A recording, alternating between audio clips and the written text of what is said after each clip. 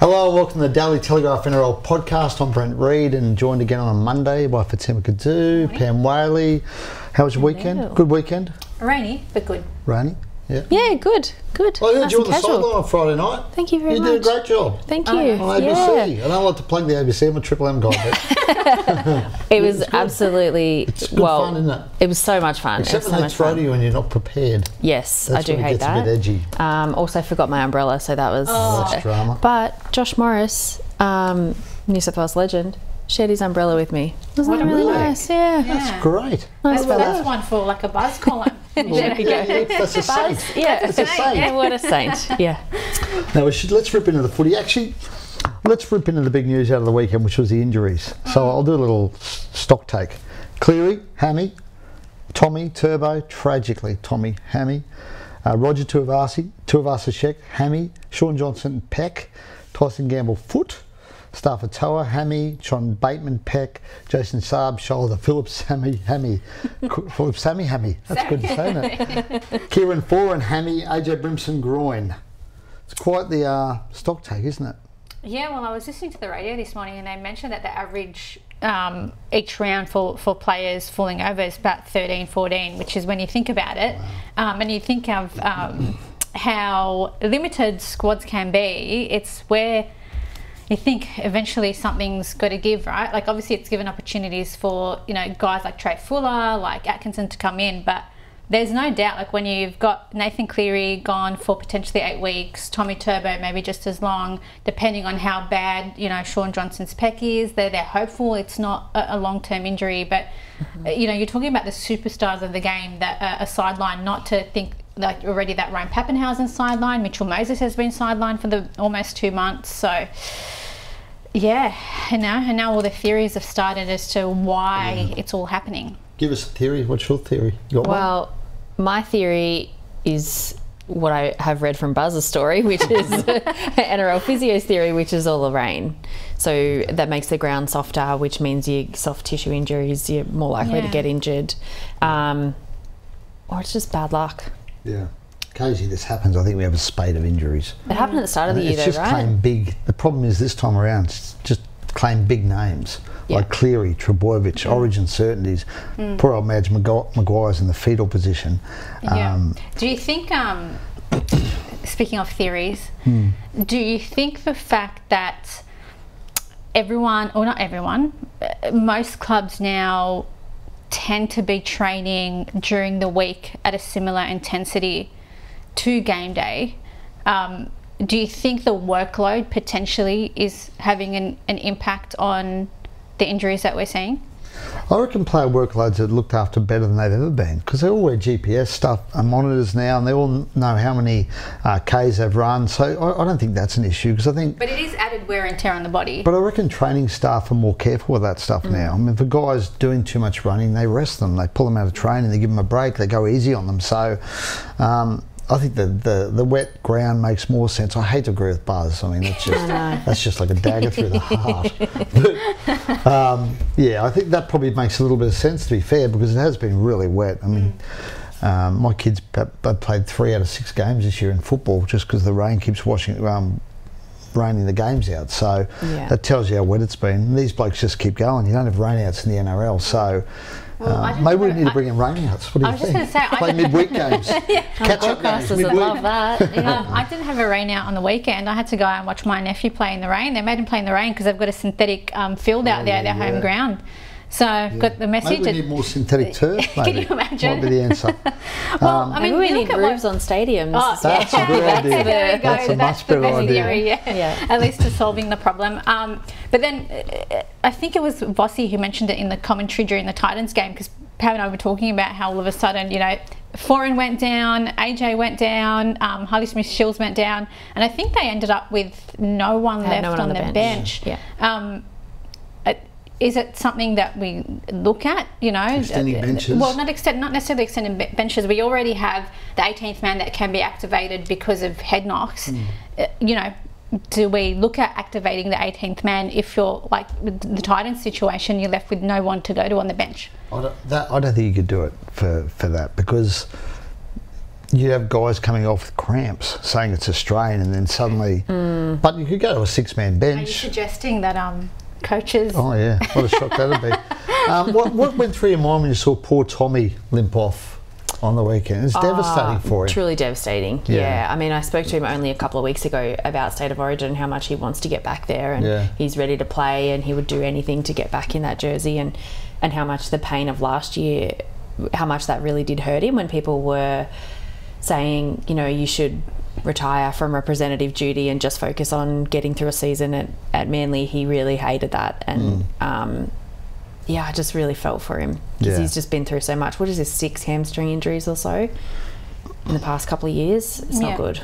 Yeah, it must be not only for Tommy but for the people around him. And like you said, there are some pretty good strength and conditioning and physios at clubs now sort of looking for answers, because he went overseas and he went and saw the hamstring guru, and so obviously, you know, that maybe hasn't, you know, helped him in the way that they'd like to hope. And I think, wasn't there a story, you know, he's tried to change his running style? Didn't he do something quirky in the off season? Was it something to help, you know, to strengthen his hammies? So they're putting in all the work, you know, they're trying to find a solution for Tommy, but for whatever reason, the same injury just keeps reoccurring. He's been everywhere. He went to the States, he went to Melbourne. I don't know what you do. I don't know where he goes next. He's just got to get it back and keep his fingers crossed, I guess. But impacts the Blues. Not that I really care as a Queenslander. But no, it's a blow for New South Wales. I mean, centre's not. I think centre's a position they don't really have. Like, Tommy's a great player, as great as he is, but centre's an area where they've got. They do have some depth. We all think Steve Crichton will be there, right? Yeah. Who's your other? Who are you looking at now? Who's your other centre, do you think? Because Crichton can play either side as well. That's the advantage of Steve. I reckon Bradman Best kind of played his way. Like, that was probably his best game this season. He's been playing really good this year, but yesterday was outstanding. Yesterday, I feel like he's probably done enough to earn his spot back. I would have gone, for me it was Crichton and Turbo before he got injured, and now I'm thinking Bradman Best, Kdouh Staggs. I mean, for me, it wouldn't surprise me if Madge goes down the Kdouh Staggs path, but then you look at Bradman Best's origin last year, he was close to best on ground for the Blues, and now, you know, he is showing some pretty good form for the Knights. They've won, 3 in a row now, so he's on without Kalen, so here's he's a question, a confident footy team. So who would you not want there? As a Queenslander? Yeah. Not too concerned. I don't think it's a real position. It's not actually a position of strength for us, because the way John Holmes has been playing, he's been terrible this year now. Yeah. And the Hammer's been out injured, so we struggle a bit in the centres, to be fair. I shouldn't say we're impartial, aren't we, journos? We are. So Queensland struggle a bit there. Yeah. But the Bradman or Kdouh, I don't think there's much. I'd be more concerned about Turbo, to be fair, to be honest. Yeah. But I mean, Matt Burden. Oh, Burden's the other one, playing pretty well, and that's he won a title playing at centre, and to me in that grand final he was probably close to best on ground. So, and again, another one playing with a lot of confidence, but considering how badly the Blues are struggling for half stocks, I mean, I don't know, do you throw Burden's name into the ring? Let's get to that, because, you know, obviously Nathan being out throws it wide open. I thought Mitch Moses got back this weekend, which we expect him to get back this weekend, and Nathan was fit, I thought the halves would be Cleary and Moses. But now with Cleary Gonski, if Mitch gets back this weekend and plays the next 2 weeks... Is that certainty that he's back this weekend? Oh, well, I thought it was, but there seems to be some conjecture that maybe he won't be back. I mean, I think he will be back. I think this is the game he's been targeting for ages, so I expect him to be back this week. Yeah. And I think if he gets back, he will be in that side either at 6 or 7. Yeah. And then the other one, it's got to be Nico, doesn't it? Does it not? Yeah, that's what I think too. I think absolutely has to be Nico, but there's also the case there for Luai as well. He's kind of held down he was dropped last year, but then has kind of held down the fort at Penrith without Nathan. His name is up there, and I don't know, we've got 2 games to get through too, 2 rounds to get through. Considering the way they're dropping off, you don't really know what's going to happen. I mean, Nico spoke after the Sharks game on the weekend, and he spoke quite well about it, and it almost felt like he was making a case for himself. He said, you know, like the Sharks are playing good footy, they're coming first, they've just knocked off the Storm. I know he didn't play in that game, but he said he feels like he's done enough to be in that conversation, and I tend to agree with him. You know, like before I would have gone Cleary Hines. Now I'd probably go Moses Hines. It's an interesting one. So if Cleary's in the team, we all know who's running the team, right? It's going to be Cleary. If you go Moses Hines, like say if you'd played Cleary with Moses, Cleary would have run the show. Moses would have just been a running 5'8", maybe do a bit of ball play as well, obviously. If you go Cleary and Hines and Moses, who runs the show? Moses does, and Hines plays 6. Plays the 6. Yeah. Yeah. And that's the thing. I mean, both of those guys can do that. Can play in the 6. Probably Hines feels more like a natural ball runner to me than what Moses does. So if I was going with those two, that's how it would be 7 Moses, Hines 6. But there are other options. Like one of the really kind of left field ones that popped over, I heard on the weekend. I can't remember whether I read it or I heard it somewhere. And I know it won't happen, but Isaiah Kdouh. Oh, that's really left field. It is really left field, but you think about how well he's playing, how well the Dolphins are going. I know I think he's maybe 19. Just turned 20. Is he 20? It's a bit early. He's got blokes playing better than him in front of him. He's playing well. I mean, he's going to be a superstar. But who's playing? Nico Hines is playing better than him. Nico's playing better than him. Yeah, who else? Luke Keary after yesterday. I think he's. I mean, if Mitch gets back, he's played for New South Wales. I think you've got to. I think Mitch has got to be ahead of him. Yeah. No, I'm not saying he isn't. I'm saying it's an interesting name. He'll get there one day. Yeah. He'll get there soon enough. Yeah. I wonder, going in, wasn't Madge big on like form? Yeah. I wonder how much he's had to throw that out the window with all these injuries. It's interesting you mentioned Luai, because he's sort of been a forgotten man, hasn't he? Poor old Jerome. Yeah. He has, Well, he was dropped last year, I think. Was it after game 2? Yes. And Cody's the other one. Cody got man of the match in game 3 last year. He did. Well, there's some big games coming up, because Mitch plays against Munster this week, and then the week after Mitch plays against Cody and Nico plays against Jerome. Have you done that story yet? Yes. Oh, okay. Thanks for obviously read it. Yeah. If it was on the weekend, I probably missed it. Mind you, if we wrote it for Saturday, and then Nathan got injured Friday night, so had to tinker with it.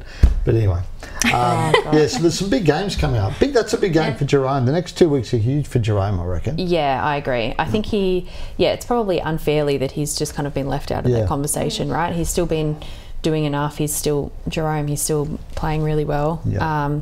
And I think, maybe it's the fact that without Nathan, the two of them are seen as a bit of a package deal, right? That's that old theory that we like to run with at club halves. If they, you don't have to develop that connection over a short camp. It's already there. So perhaps that's a little bit of a reason why too now. But yeah. Let's look at some of the, rather than looking at some of the flying halves, let's look at some of the slumping sides. The one that's slumping the most at the moment is the poor old Cowboys. I mean, they've got deplorable again. I mean, they didn't, was it 2 points? No, what did they lose by then? 4? 2? 2. 2. And they didn't deserve to be anywhere near the Gold Coast after the way they played. What did they lost? 5? What do we say? 5 in a row. 5 in a row. 5 in a row. Tigers lost 6 in a row. Warriors lost 4 in a row. And some sides are really struggling, but the Cowboys, they just don't like to defend. They don't like to defend. They can score points. I just don't know what happened to the side that started the season, where people were even like great rugby league minds, like Cooper Cronk, was saying things like. I think you're going to say me then, but anyway. No, we'll get to your predictions a little bit later. Let's see how we're done. How many premierships have you won? The Cowboys looked like they were going to be a genuine contender this year, and they did. At the start of the season, they did, but all of a sudden, I don't understand with the team they have what is going wrong. I mean, they look at times disinterested. Like you said, defensively they're not great. They're just doing things in games that you just you scratch your head, And I don't even think Todd Payton has any answers for what is going on at the moment. So. Yeah, interesting. I mean, I know it's only around 10 or 11, but it has been 5 in a row, and I guess the question is, and I think Todd Payton signed up there long term, but does now all of a sudden, he become one of the sort of under pressure coaches in the competition? Well, I think he has to be. I mean, they missed the finals last year. Great year in 22, but missed the finals last year, and I mean, that's a good footy team. It's a good footy team. It's a really good footy team. It just doesn't make their slump doesn't make sense. I think what is really confusing to me when you have a star-studded team like that, and the attitude drops off. Like, well, what's going on? Like, there's Origin players in there, there's Test players in there. Like that, the lack of urgency and commitment that they've been showing just doesn't make sense for a team filled with players that have played at the highest level. Yeah. No, you're exactly right. They just look a bit discombobulated too. It's like they're just using excuses to fall away from things and not put in any effort. Or, I mean, there's individual moments like this, like Scotty Drinkwater, obviously, who's just a weapon, but there's no real reason for it. They should be they should be really concerned. Yeah, and they can score points when they turn it on. They can score points seemingly at will, but it seems like they only do it when the game's out of their reach. And Jason Taumalolo, he was actually good in this game. He was good, of all the sort of the players out there, he felt like he was one of the only ones out there having a proper dig. So and in the past you see sort of Taumalolo play that way, charge into the line and sort of inspire the guys around him, but it didn't seem like anybody else wanted to go with him. No, they've got some problems up there, the Cows. So I mean, Toddy's obviously we've been speaking about. Well, we were talking about JD, and then we were talking about Brad, Arthur. At Para, they lost again on the weekend to Brisbane. The pressure's on him, and now, I think the focus is going to fall on Toddy Payton because... When does it happen, though? The pressure... Well, they're lucky, right? He's very lucky that they're out of the spotlight. When you're up in Townsville, people just... Well, as media, we don't focus on them as much, right? There's not as much attention on them because they're not under the spotlight. Sort of out of sight, out of mind a little bit, but it'll come under focus at some point if they keep playing the way they are. I mean, it's got to, because that squad should be going a lot better than it is. So at some point, I'm sure it'll start ramping up now. We're heading to Magic Round, obviously. I think there'll be some pressure on them heading into this weekend. So good for Desi though. Desi had another win, eh? Yeah. Good old Des. Yeah, happy for Des. Almost looked like he was happy in the coach's box. Nearly cracked a smile. Yeah, good on them that they look like they might have some injury fallout, like you mentioned some of the guys, some big injury fallout. I think we can safely declare the Cowboys pretenders, eh? We're doing a little title pretenders segment you want to roll into well, they went from being contenders to pretenders pretty quickly. I didn't see the Roosters game yesterday, I've got to be honest. They sounded like they were unbelievable. Unbelievable. Well, the first, was it 15 minutes or so, they scored 4 tries.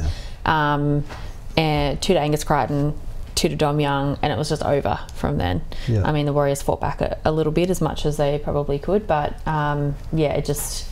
Things are going from bad to worse for the Warriors at the moment. They've fallen in a hole as well. Absolutely fallen in a hole. What did we say? 4 in a row they've lost. And a draw before that, so, and then now there's... Sean Johnson's been dealing with that Achilles injury all year, and then now he suffered a pec injury in this game as well. Didn't finish. Tried to play on the second half. Was taken off. But the Roosters are just... steamrolling they're going good at the moment. They're going really good. They play the Sharks this week. Is that this week? That's a huge game. Well, that's a potentially another one of those Origin halves matchups with Cleary and Hines. That is a huge game, and I think we spoke about it last week about the Sharks, like leading the top of the ladder, but have they actually really proven that they're contenders? I mean, they knocked off the Storm. They get a massive test against the Sharks. So, the people are, they're knocked off the Storm without Jerome Hughes, without Ryan Pappenhausen. But they didn't have. But then they didn't have Nico. Benefit of a very, very dodgy sin binning. That was dodgy sin binning. Well, he got charged. What do you think of that? I can cop the penalty. I can cop the penalty. Hold on, are you just trying to skim over the part where we're going to reflect back on our dodgy predictions? Our predictions? We'll get there. No, we'll get there. We're not going to now. If you want to look at it now, do you want to look at it now? No, let's talk about Harry Grant. What did you think? I mean, I just thought this was... Look, I can understand a penalty for that, but that's not a sin bin. Surely that's not a sin bin. No, I think I think it was Billy Slater explained this yesterday, that if you're not able to actually tackle the kicker or make contact with them, then you've kind of got to veer away, and then so you're going to run into their leg. It's like you change one thing and then something else happens, and then there's just a knock-on effect. And then Harry's not looking to hurt him. He's not looking to, he wanted to put a bit of pressure on him, but it's just a leg out in the middle of it. Nowhere it's going to happen. Going to be a bit of a fine line, right? Because he's not running to make the tackle. He's running to put pressure specifically on the kick. Daniel Atkinson winked. Yeah. I don't know who he winked at. Didn't you see it? He winked to see what's going on. Well, aren't they mates from... Didn't they play together? I tell you what, I reckon Harry Grant deserves an immense rap for the way he handled that. I mean, he's captain of that footy team. He could have kicked up a stink because, I mean, I think most of us thought it was a ridiculous decision. But you know what? He just smiled and walked off. And I reckon, look at the way he reacts here. He sort of looks at him and goes... He goes, and then he just walks off. Off he goes. And a lot of captains and players would have blown up in that circumstance. No, but I reckon Harry... They got warned this week. Yeah, but they still would have, given the injustice that was. But, I think Harry deserves, new captain, I reckon Harry deserves a huge rap for that. Well, I agree. I didn't necessarily... Brought up young man. His parents in England, actually. He's very smart. Yeah, he's a good fella. He's a good I necessarily didn't have anything wrong with it. Like, I'm okay with protecting the kicker's legs, because we've seen multiple times this year that it can lead to bad injury. The only thing now is, if this is the standard, the precedent, right? So lots of people genuinely believe that was a little bit innocuous and he didn't deserve to be sin binned, but now that means anything that basically, making contact and touching the leg or whatever is potentially... The frustrating thing is we know that's not going to happen now, though. Yeah. We're going to refer back to this and go, what about this, where Harry Grant was saying it was sin bin for this, but it's just not going to happen. Didn't Josh Alloway get a week for taking out Sean Johnson, I think, in a similar situation a few weeks ago? And now, Harry Grant's been sin binned but only been given a fine. Yeah. So... yeah, it's just another thing that I don't know what's going on. I mean, Isaiah Papali'i, he got a week for the trip. But I think maybe he got penalised during the game, but it was clearly a kind of a foul play, and somehow he stayed on the field. So, Pam, you've raised doubts then over the Sharks. Are you saying because Jerome and Paps are out that Cronulla haven't passed the test yet? We've got to see it this weekend. Is that what I think. Well, and I think Harry got others were as well. suggesting that. I'm not suggesting that. I'm suggesting I want because I felt like you were suggesting it. I did want to talk about it, but I think seeing them this week, if they can go to 2 games in a row, I think I don't know. I just have some doubts about Cronulla. Yeah. I want to see them. I've got to say I was a doubter as well, but watching this game, they are so well coached. Yeah. They're such a well coached football team, Cronulla. Yeah. He's such a good coach, Craig Fitzgibbon. Yeah. That they just do everything right. And you've got to be really good to beat them. You've got to get everything right as well. Because they don't necessarily have they've got a lot of quality, right? They've got a lot of good players in that footy team. But you saw the way Daniel Atkinson slotted in, played the way he played like Nico. Yeah. He just looked like Nico with a different head. Absolutely. Yeah. So... well, speaking of good coaching, because Nico spoke about that, about all the planning that went into making sure that Atkinson only had to worry about doing his job, and so about the meetings that the spine had to make sure that he knew exactly what he had to do to take a bit of pressure off him, and that's all good coaching. But I know they don't necessarily have like a sexy football team in terms of big name stars, but I mean Talakai, Ronaldo, Jesse Ramian is another one, but we didn't talk about for Origin. They've got I think an unheralded forward pack as well, so it's a good match. I'll tell you what, hopefully Nico plays this week, because him against Sammy Walker for the Roosters. I mean, Sammy Walker is just a freak. I was talking to someone this morning at the Roosters and they were talking about that kick he did. My God, unreal. His vision and he's such an intelligent football player. The courage to do that, just to go, crazy, no worries, I'll just kick it. He's so instinctive. Like he does things on instinct. Really he just doesn't think about it. He's so he just does it on instinct. And it's just brilliant the way he plays the game. He's such a good player. Anyway, Women's Origin, Pam.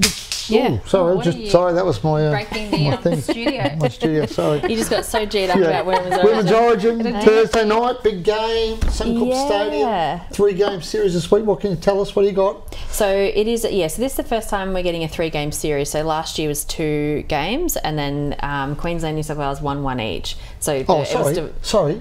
What? Sorry, before we get to that, you were going to reflect on our tips for the year. Oh, yeah. Okay, let's do this. Let's So do this is at the start of every year we're asked to provide our top 8, our Dally M's, our premiership winners, and what are we, 10 rounds in?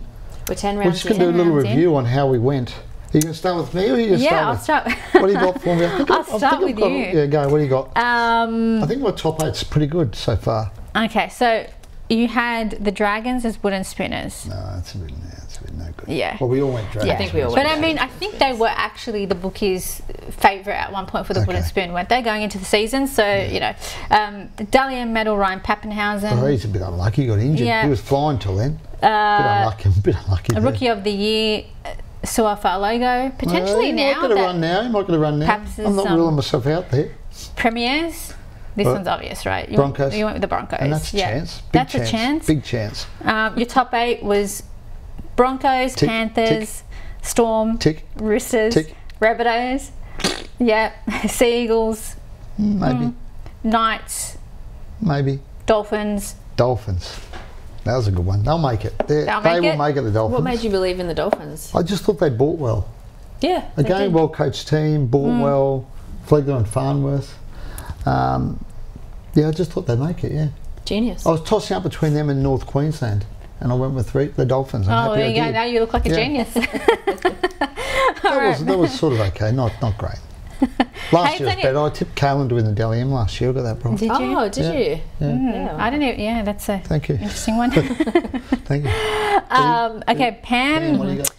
Pam drunk the wooden spoon Kool-Aid and she tipped the Dragons as well. Okay. I think a lot of people did, to be fair. Dally M Nathan Cleary, which unfortunately now probably not going to happen. Rookie of the Year Ethan Strain. That's a really good good one. shout, Well considering that he wasn't even guys. certain to be picked in that round 1 team. So that's definitely a good What shout. got you on Ethan Strange there? I watched the under-19s Origin game last year, and he was absolutely just the best player on the field. He was unbelievable, and I thought, he's going to kill it this year if he even makes if he looks even remotely like that. Yep. You've got the Premiers Panthers 4 in a row. Top 8 Panthers, Tick. Broncos, Tick. Sea Eagles, Maybe. Storm, Yep. Warriors, Not looking good. Knights, Maybe. Roosters, Yep. and Rabbitohs. No. Okay. 6 out of 8. That's all right. Yeah, What do you got for mine's team? probably okay. I took the Dragons, the wooden spoon as well. God. I know, Flano, poor Dragons. Hopefully Flano doesn't listen. Don't listen, Flano. We're sorry if you do. Dally M Nathan Cleary, obviously that's probably not going to happen now. Rookie of the Year Chevy Stewart. Probably not. Probably not. But, it was a good one. Yeah, I mean, how many games did he play? 2, maybe 3? I mean, if he doesn't play again next year, I can pick him again the year after. That's true. Yeah. That's true. Premiers Panthers. I wasn't sold on that, but Who was your backup? Do you remember? Broncos probably. So top 8: Panthers, Broncos, Roosters, Rabbitohs, Storm, Sharks, Cowboys. No thanks. Eels. Probably not. Okay. There you go. So much for the experts, see? And Women's Origin. Thursday night, Suncorp Stadium. So, First game, 3-game series? 3-game series. Yeah. So First time ever, right? First time ever. Beautiful. So this is, About time. obviously it opens Magic Round. So this is really cool. First time they get to play at Suncorp, hopefully with a big crowd there as well. So the last year they played 2 games, and then that was the first time it had expanded beyond 1. So they're steadily growing. It ended up New South Wales lost the first game last year, and then they won the second game. So then it was decided on a aggregate. So I think it was about 4 points that decided Queensland retained the Shield. But this year, 3 games. So this is really exciting. We have had a fair few changes actually. There's been some shock selections or shock admissions, right? In the New South Wales team. So Jessie Southwell, so she's the young halfback from Newcastle, has led them to 2 straight premiership wins. Protege of Andrew Johns up there. Yep. And she was dropped for What's that this about? opener. I think they just wanted to go with experience out of last year. I think the belief is that she's just kind of like a young renegade a little bit, which has obviously worked for Newcastle, but they want to go with a bit of experience in the halves there. So they've gone Rachel Pearson so she's played State of Origin before. She's the Eels halfback, and Corbin Baxter, who plays for the Roosters, but she's their fullback, so she's moving into 5'8". So it's brand new halves combination. It's interesting. Can we answer this on the while we're on we show? should. Yeah. Hold on, let's just. Who have we got? Buzz, I'm just on the podcast, buddy, with the girls. We're talking women's state of origin. Do you want to contribute, Buzz, or what? Hey, Buzz. Yeah. What would you like me to talk about? That's all right, Buzz. It's my podcast, this one. You got the Thursday one. Yeah. Yeah, wow. I'll ring you back. I'll leave you to it, guys. Bye. See ya. Anyway, that was Buzz Rothfield. He loves his women's state of origin. Beautiful Should have at least insights asked from him for a Buzz. tip, because I was going to ask Pam who she thinks who she's got this year. I think Queensland are going to run away, at least in this first game for sure. Ali Brigginshaw's there again. Yep. She's a machine, Ali Brigginshaw. Killing it. Taryn Aitken is her halves partner, who is incredible, and Tamika Upton is the fullback, and she's the best player in the very game good player, by a long stretch. So, I think Queensland have got this. 3 games. Suncorp. Newcastle, Townsville. Okay. Yeah. And we think you're on the Queensland train, are you? Yeah. You're a Maroon. I'm not a Maroon. Don't accuse me of anything of the sort. No, but I do think that So a they double will. series win. Men and think women so. for Queensland. Good I tip, do Pam. think so. She's on board. Okay, yeah, all right. Yeah. Queensland. Are you tipping Queensland in the men's as well? Wow, you're fair. on the spot. I think so. Okay. Are you? well, No, come on. What's yours? I always He's- tip I thought she's Queensland. gonna tip, I'm a yeah. Queenslander. Yeah. See, this is the difference between Queensland. No, This is why you guys don't get it. I'm You don't get tipping- Origin I'm tipping because the Blues. a Queensland would never tip New South Wales ever. I'm trying to be impartial here, so I I know. think In I'm Origin, using my you can brain. never be impartial. This is no. the problem. No. This is what Michael Maguire. I'm not This a is what player. Michael Maguire needs to fix. I don't set the He needs culture to of New fix South the Wales. culture of New South Wales when it comes to Origin, because you don't get it down here. No, I believe you, Madge. Okay. I believe you, Madge. So I'm Women's going series? for What are you the tipping? Blues.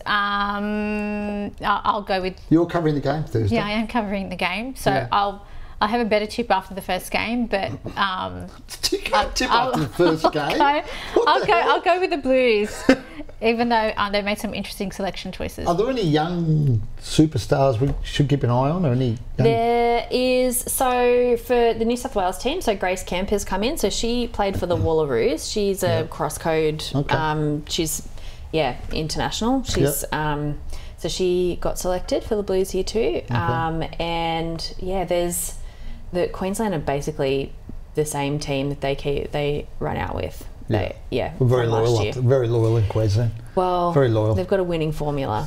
So What positions Grace play? she is prop. Prop. Okay. Prop, second row. Okay. Yeah, so she's on the bench. Oh, here we go. Here's the team here. Okay. So just absolute weapon sides actually for both of them.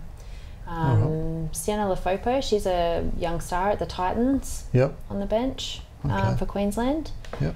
But yeah, this should be a really good game. I hope they get a good crowd. Do we have any idea? Do we have any idea yet? I think that at first they were concerned about ticket sales, but they've ramped up in this last week because the issue was that the Women's Origin tickets were not sold as part of the Magic Round package, which is a huge oversight. Why did they do that? I know that's a huge oversight because then people who are going for Magic Round. So this is the Thursday game, right? Yeah, so they this got is Friday, from a right? normal round. Yeah. So this is the Thursday night game. So it should have been sold as part of the Magic Round ticket package, but it was not. So people buying their Magic Round tickets and then having to buy Women's Origin tickets. And a lot of those people would go up Friday just because they think if they've they got just their bought Magic Round tickets. they get the Magic Round, right? And this was all announced at the same time as well, Yeah. so we knew when this. Well, I hope the when this NRL was happening. fixes that, because that is an oversight. That needs to Is that be because the fixed. ticket sales go to different people with Origin, or is it still all No, under the I think NRL that banner? could have just been easily I think fixed. NRL takes it and shares the money, don't they, Yeah. from memory? Oh, I can't remember.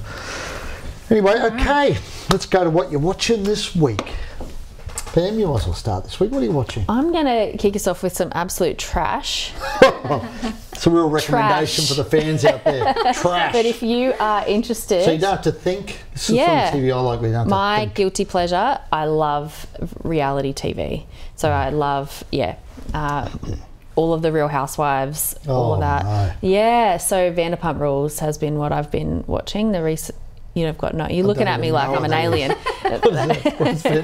What's that? Sounds like It's some a- American trash. It is American trash. So it started off, Oh, this no. is about the 11th This looks season, bad. I think. I'm just seeing It was this, and it looks bad.